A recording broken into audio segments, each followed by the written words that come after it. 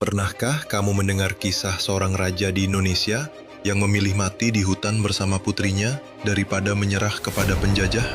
Kisah ini jarang diceritakan di buku sejarah, padahal perjuangannya adalah salah satu yang terpanjang dan paling gigih di tanah air. Ini adalah kisah nyata. Sisingamangaraja XII, raja yang memimpin perlawanan terlama di tanah Batak. Lahir dengan nama Patuan Bosar Ompu Pulo Batu pada tahun 1845, ia bukan hanya pewaris tahta, tetapi juga pemimpin spiritual bagi rakyatnya. Baginya, tugas utama adalah menjaga adat dan kedaulatan Batak dari pengaruh luar. Kedatangan Belanda dengan dalih menyebarkan agama dan berdagang, ia lihat sebagai ancaman nyata. Ia tahu, di balik topeng ramah itu, ada niat untuk menguasai tanah dan budaya mereka. Pada tahun 1878, ia mengambil keputusan besar, menyatakan perang kepada Belanda. Perang ini, yang dikenal sebagai Perang Batak, berlangsung selama 29 tahun. Bayangkan, hampir 3 dekade, dengan hanya bambu runcing dan pengetahuan medan yang luar biasa, Sisingamangaraja ke-12 berhasil membuat frustrasi pasukan Belanda yang bersenjata modern.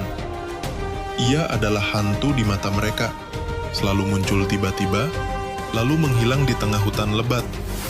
Namun, perjuangan panjang itu penuh pengorbanan. Tahun 1904, Belanda menangkap istri dan beberapa anaknya. Sebagai ayah, hatinya hancur.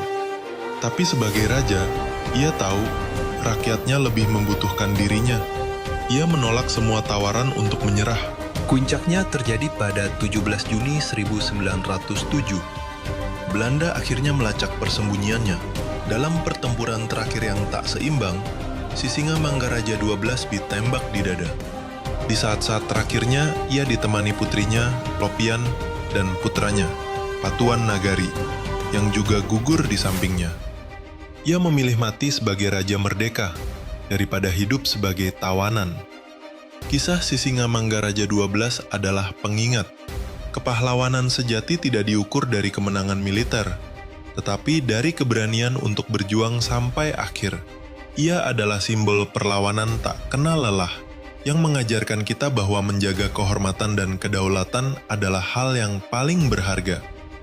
Jadi, saat kita mendengar nama Sisingamangaraja XII, ingatlah, ia bukan hanya seorang raja, tetapi sebuah legenda abadi yang memilih mati sebagai pahlawan demi